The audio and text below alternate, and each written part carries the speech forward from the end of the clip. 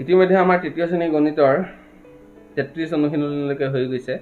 আজি আমি 34 অনুশীলনীৰ পৰা আলোচনা কৰিম। 36 অনুশীলনীটো চোৱা, ইয়াতে দিয়া আছে। একেবাৰে সহজ, শূন্যটো যেনেকৈ আছে তেনেকৈ বহাই দিবা। 18 আৰু 2টোহে পূৰণ কৰিবা। 18 দ্বিগুণ কিমান? 36 হ'ল। ঠিক তেনেকৈ এতিয়া ধৰা 16 আৰু 10 আছে, 10 পূৰণ কৰিব লাগে, এইটোকে দেখাই দিছোঁ। এতিয়া আমি শূন্যটো ভাগ কৰি থলোঁ, শূন্যটো ইয়াত বহাই দিলোঁ। এতিয়া 16 গুণ কিমান? 16 বহাই দিয়া, উত্তৰ 160।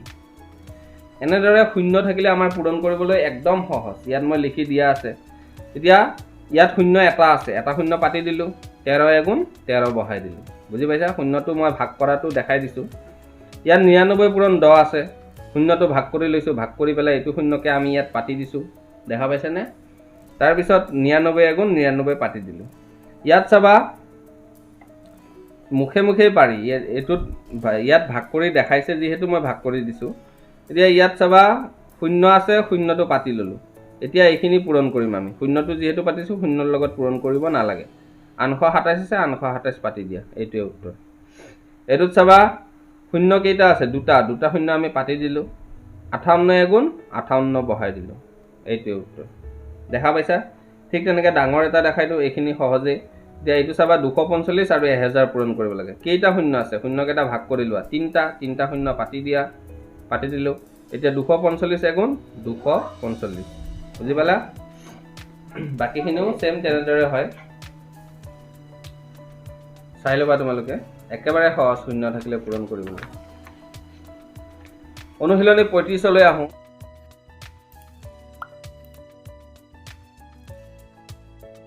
পূৰণ তোমালোকে দেখা নাই ন? 150 পূৰণ 20 আছে। ইয়াত শূন্য দুটা আছে, দুটা শূন্য পাতি দিয়া, 15 দুগুণ 30, একেবাৰে সহজ। শূন্যকেইটা ভাগ কৰি লৈছোঁ, তাৰমানে 15 দুগুণ পাতিছোঁ, শূন্য দুটা পিছফালে পাতিছোঁ। ইয়াত চোৱা 450, এটা মই বহীত দেখাই দিওঁ। 450 পূৰণ 30, দেখা পাইছা? 450 পূৰণ 30 কিমান বহাব লাগে? ইয়াত কেইটা শূন্য আছে? দুটা শূন্য ইয়াত বহাই দিয়া আগতে। হ'ল এটা শূন্য, দুটা শূন্য, দুটা বহাই দিলোঁ। এতিয়া 45 আৰু 3 পূৰণ কৰা। 45 আৰু 3 পূৰণ কৰিলে হ'ব কিমান? 135, হয়নে? গতিকে ইয়াত 135 বহুৱাই দিয়া, উত্তৰটো হ'ব 13,500। ইয়াত 110 আৰু 400 আছে। 400ৰ দুটা শূন্য, 110ৰ এটা শূন্য, কেইটা হ'ল? তিনিটা শূন্য পাতি ল'লোঁ। তাৰপিছত 11 4 গুণ 44 বহাই দিলোঁ, 11 4 গুণ 44। ঠিক তেনেকৈ এইটো দুটা শূন্য আছে 2200ত, আৰু 2000ত আছে তিনিটা শূন্য, 1 2 3 4 5, পাঁচটা শূন্য বহাই দিলোঁ, তিনিটা, দুটা, পাঁচটা। এতিয়া 22 আৰু 2 পূৰণ কৰা, 22 দুগুণ 44 বহাই দিলোঁ। একদম ইজি, হয়নে? এনেধৰণৰ পূৰণবিলাক কৰিলে তোমালোকৰ খৰকৈ হ'ব। ঠিক তেনেকৈ এইটো চোৱা, বাকীকেইটা তোমালোকে চেম, বুজাই নাথাকোঁ। এতিয়া 70 আৰু 50 আছে, দুটা শূন্য পাতি ল'লোঁ, 7 5 গুণ 35 বহাই দিলোঁ। 5000 আৰু 200 আছে, ইয়াত তিনিটা শূন্য, ইয়াত দুটা শূন্য, মুঠ তিনিটা, দুটা, পাঁচটা হ'ল। পাঁচটা শূন্য বহাই লোৱা, 1 2 3 4 5টা বহাই দিছোঁ, দেখিছেনে? পাঁচটা শূন্য। এতিয়া 5 আৰু 2 বাকী থাকি গ'ল, 5 দুগুণ 10, এই 10টো আগফালে বহাই দিলোঁ। এইটো কৰিবা লাষ্টৰটো, তিনিটা শূন্য, ইয়াত একদম তিনিটা শূন্য, তোমালোকে তিনিটা শূন্য পাতি ল'বা। তাৰপিছত 2 গুণ 2 হৈ গ'ল উত্তৰ। 36টো চাবা, যোগ চিন ব্যৱহাৰ কৰি পুনৰ লিখিব দিছে। 2 3 গুণ মানে দুবাৰ, আৰু 3 আছে, 3 যোগ 3 তিনিবাৰ, হয়নে? ঠিক তেনেকৈ 4 পূৰণ 6 মানে 4 বাৰ 6 যোগ 6 যোগ 6 যোগ 6, হয়নে? তাৰমানে 2 3 গুণ মানে কি? 3 কেইবাৰ আছে? দুবাৰ, 3 3 6। ঠিক তেনেকৈ 4 6 গুণ মানে কি? 6 কেইবাৰ আছে? 4 বাৰ, 6 4টা পাতিছোঁ। 4 5 গুণ মানে কিমান? 5 কেইবাৰ আছে? বা 4 কেইবাৰ আছে? 4 5 বাৰ আছে, 5 বাৰ 4, 1 2 3 4 5 বাৰ, দেখিছা? 5 8 গুণ মানে 5 বাৰ কি আছে? 8 আছে, 1 2 3 4 5, 5 বাৰ 8 আছে। 3 3 গুণ মানে 3 বাৰ 3 আছে, 1 2 3, দেখিছা? 6 7 গুণ মানে 6 বাৰ কি আছে? 7 আছে, 1 2 3 4 5 6, হয়নে? এইটো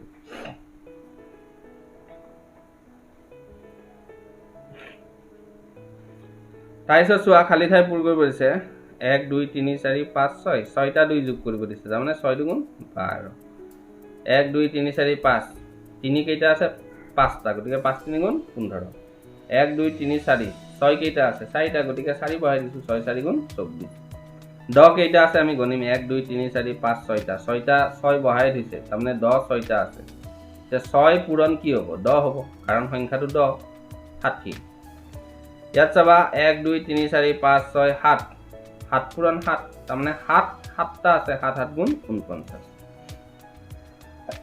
12 চাবা 1 2 3 4 12 কেইটা আছে 4টা 12 লিখি থৈ আছে গতিকে 12 লগত কি পূৰণ কৰিব লাগিব 4টা 12 গতিকে 4 লিখিলো 4 12 গুণ 48 1 2 3 4 5 6 7 5 কেইটা আছে 7টা গতিকে 7 5 গুণ 35 9 কেইটা আছে 4টা 9 4 গুণ 36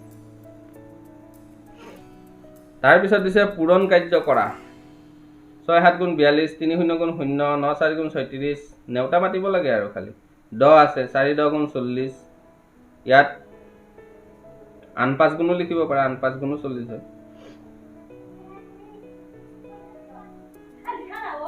7 আন গুণ 56 10 10 গুণ 100 4 7 গুণ 28 9 9 গুণ 81 8 9 গুণ 72 0 5 গুণ 0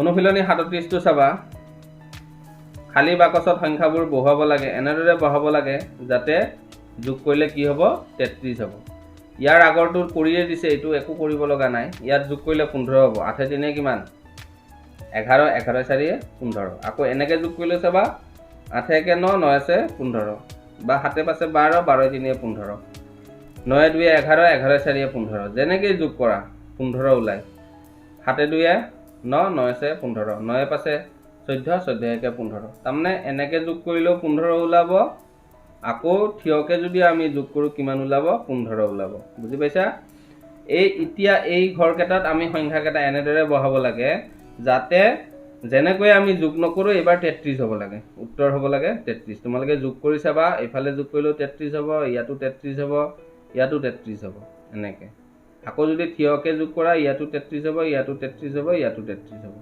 তো মই বহাই থৈ দিছো এটো বেলেগ ফৰ্মুলা নাই তোমালোকে মিলাই চাব লাগিব সংখ্যা কেটা যেটো সংখ্যা কাট পেন্সিল দি বহাবা এনেকেও যোগ কৰি চাবা আকৌ থিয়কেও যোগ কৰি চাবা এই ঘৰটো তোমালোকৰ কৰা নাই এটো তোমালোকে কৰি চাবা এটো 34 হয় বুলি কৈছে 34 হ'ব ওলাব লাগিব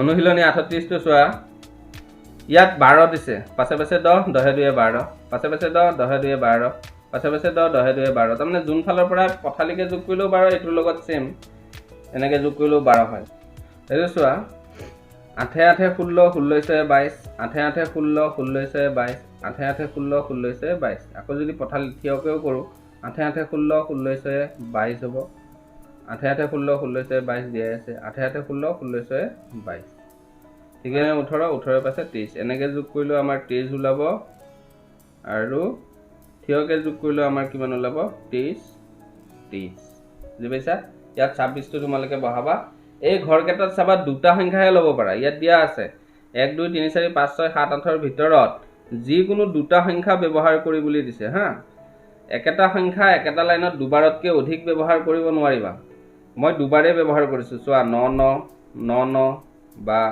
5 এবাৰে কৰিছো তাৰ মানে 8 8 দুবাৰ তোমালোকে দুটা সংখ্যা লবাটো ধৰা 2 আৰু 3 লৈছা কথা এটা হয়তো 2 ক দুবাৰ ব্যৱহাৰ কৰিব পাৰিবা নহয় 3 ক দুবাৰ হা তিনিবাৰ ব্যৱহাৰ কৰিব নোৱাৰিবা একেটা লাইনত দুবাৰ ব্যৱহাৰ কৰিব লাগিব এখিনি তোমালোকে পঢ়ি লবা ইয়াত মই বেলেগ সংখ্যা কিয় লোৱা নাই ভাবিব পাৰা 8 আৰু 6 লৈছো তো 8 আৰু 6 ৰে বনাব লাগিব যেনেকৈ ইয়াত দেখাই দিছে 5 আৰু 2 ৰে 5 আৰু 2 দিয়ে বনাব লাগিব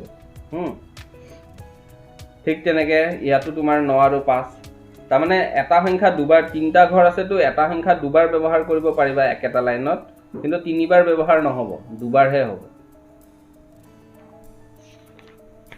এবাৰ আহো আমি লাষ্ট অনুশীলনী 39 লৈকে 39 লৈকে ইয়াত দিয়ে দিছে উত্তৰবিলাক আমি খালি টিক কৰিব লাগে তিনটা সংখ্যাৰে লিখিব পৰা আটাইতকৈ ডাঙৰ সংখ্যাটো কি দুটা সংখ্যাৰে লিখিব পৰা ডাঙৰ সংখ্যা দুটা ন তিনটা সংখ্যাৰে লিখিব পৰা ডাঙৰ সংখ্যা তিনটা ন চাৰিটা অংকৰে লিখিব পৰা ডাঙৰ সংখ্যা চাৰিটা ন গতিকে তিনটা অংক হৈছে 999 তিনটা ন মণিকাৰ ফুলৰ বাগিচাৰ 6 শাৰী নাৰ্জী ফুল ৰুলে প্ৰতিটো শাৰীত 5 জোপা ফুল গছ আছে সৰ্বমুঠ কিমান জোপা নাৰ্জী ফুলৰ গছ আছে 6 শাৰী নাৰ্জী ফুল ৰোৱা আছে আৰু প্ৰতিটো শাৰীত 5 জোপাকে আছে এটা শাৰীত 5 জোপা এটা শাৰীত 5 জোপা এনেকৈ কিমান শাৰী আছে 6 শাৰী 1 2 3 4 5 6 শাৰী কিমানকে আছে 6 শাৰীত 5 5 কে আছে ফুল গতিকে 6 5 গুণ কিমান 30 জোপা গছ আছে 8 + 6 8 6 কিমান যোগ কৰি চোৱা 8 6 হৈ গ'ল 14 এতিয়া 7 দিয়া আছে 7ৰ লগত কিমান যোগ কৰিলে 14 হয় 7 গতিকে উত্তৰ হ'ব 7 7 14 12 পৰা 6 বিয়োগ কৰিলে 6 গতিকে 6 6 12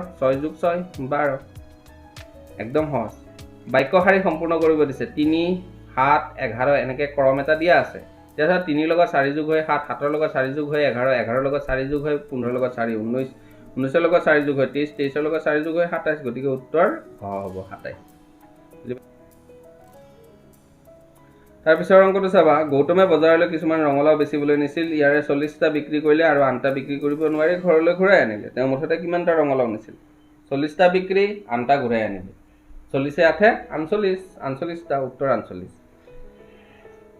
অৰুণে জনজাতি শিক্ষাৰ বাবে দৈনিক 5 টকাকে জমা থয় এসপ্তাহত তেওঁৰ কিমান জমা হ'ব 5 টকাকে তুমি 7 দিন জমা থলে 5 7 গুণ 35 টকা এইটো উত্তৰ 9 নম্বৰ তলত উল্লেখিত কোনটো শাৰী 10 + 5ৰ সমান হ'ব 10 পাছে কিমান হয় 15 গতিকে 10ৰ 20ৰ পৰা 10 বিয়োগ কৰিলে 10 ওলাই নহ'ব 10ৰ 20ৰ পৰা 10 বিয়োগ কৰিলে 10 ওলাই নহ'ব 20ৰ পৰা 25 বিয়োগটো কৰিবই নোৱাৰি গতিকে 20ৰ পৰা 5 বিয়োগ কৰিলে 15 ওলাই উত্তৰ ক 9জন ছাত্ৰ-ছাত্ৰীৰ মাজত গাইপতি দুটাকৈ বেলুন বিতৰণ কৰিবলৈ মুঠ কিমানটা বেলুন লাগিব তোমালোক আছা ধৰি লোৱা 9জন ল'ৰা আছা এতিয়া 9জন ল'ৰা ছোৱালীক দুটাকৈ বেলুন দিলে কিমানটা বেলুন লাগিব 9 দুগুণ 18 18টা বেলুন লাগিব কোনটো সংখ্যাৰ শাৰী যোগ কৰিলে মুঠ 252 হ'ব 242 আৰু 20 যোগ কৰি চাবা নহয় 252 52 100 150 যোগ কৰি চাবা 252 নিমিলে এইটো নিমিলে মিলিব গটো 232 আৰু 20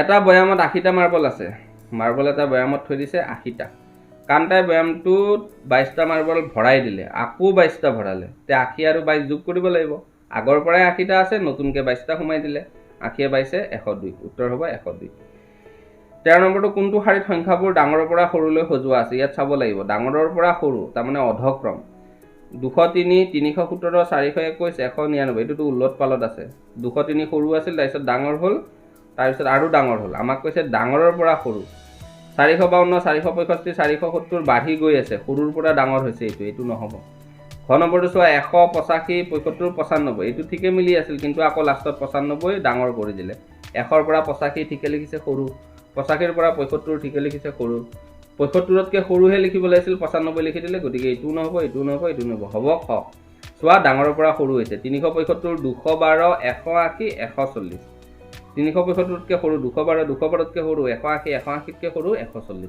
গতিকে ডাঙৰৰ পৰা সৰু এইটো ক্ৰম মিলি আছে তোমাৰ কাঠ পেন্সিলৰ দৈৰ্ঘ্যৰ জোখ ল'বৰ বাবে জোখমাখৰ কি একক ব্যৱহাৰ কৰিবা সেন্টিমিটাৰ স্কেল সদায় লিটাৰটো জুলীয়া বস্তুৰ ক্ষেত্ৰত জোখে কিলোগ্ৰাম গোটা বস্তুৰ জোখত মানে গোটা বস্তুৰ ক্ষেত্ৰত জোখমাখ কৰা হয় আৰু কিলোমিটাৰটোতো বহুত দীঘল যে কিলোমিটাৰ মানে বহুত মানে দূৰত্বটো বহুত হৈ যায় পেন্সিল এডাল সদায় সেন্টিমিটাৰতে থাকে 5 জোপা কঁঠাল গছৰ প্ৰতি জোপাত 6টাকে কঁঠাল আছে এডাল কঁঠাল গছত 6টাকে কঁঠাল লাগিছে 5 জোপাত কিমানটা লাগিব 5 6 গুণ 30টা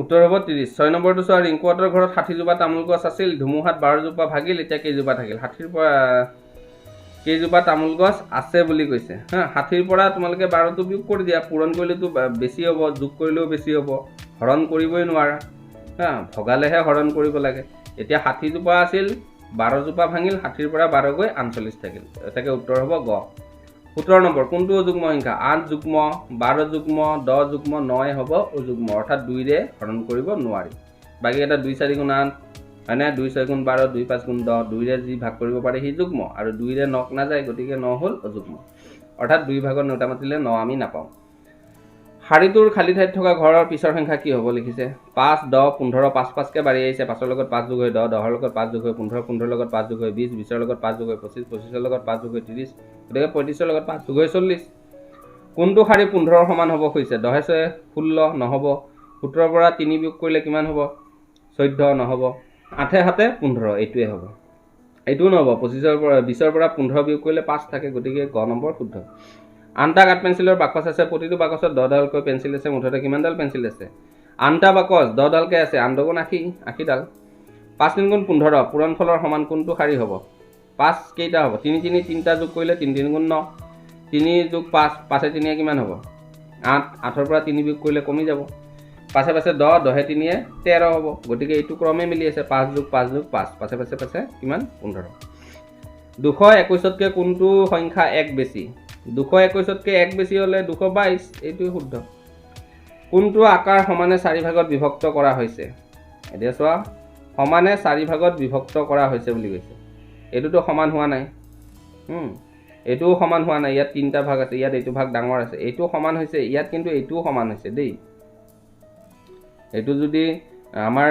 ছবিটো অকমান যদি এনেকুৱাকে দিলে হয় তেতিয়াহে এইটো সমানে বিভক্ত নহলে হয় চোৱা এই ঘৰকেটা সৰু আৰু এই ঘৰটো কি ডাঙৰ গতিকে এই ছবিটো এনেকুৱা হ'ব লাগিছিল যদি এইটো বৰ্গ আকৃতি হয় তেতিয়া হলে কিন্তু এইটো মিলি আছে বৰ্গ আকৃতি হলে এইটো ভাগো সমান এইটো ভাগো সমান এইটো ভাগো সমান এইটো ভাগো সমান গতিকে এই চিত্ৰটো অকমান দীঘলীয়া টাইপত হ'ব লাগিছিল এতিয়া এইটো আমাৰ মিলি আছে 24 নম্বৰ অংকটো চোৱা মিতুলে কবিতা আবৃত্তি কৰি পুৰস্কাৰ হিচাপে নগদ 25 টকা পালে তেওঁ দেউতাকৰ পৰা কিছু টকা লৈ বেংকত 75 টকা জমা থলে মিতুলে পুৰস্কাৰৰ 25 টকাৰ উপৰি কিমান টকা দেউতাকৰ পৰা লৈছিল বুলি কৈছে 75 টকা বেংকত থৈছে তেওঁ নিজৰ আছিল 25 টকা গতিকে 75 ৰ পৰা 25 বিয়োগ কৰি দিয়া 50 টকা দেউতাকৰ পৰা লৈছিল হয়নে কোনটো শাৰীত 3 পূৰণ 7ৰ সমান নহয় বুলি কৈছে এতিয়া 9 3 7 গুণ কিমান 3 7 গুণ 21 12 9 যোগ কৰিলেও 21 হয় 18 3 যোগ কৰিলেও 21 হয় 7 3 গুণো 21 হয় এইটো নহয় 7ৰ পৰা 3 গলে থাকে 4 গতিকে এই সমান নহয় বুলি কৈছে গতিকে গ নম্বৰটো হ'ব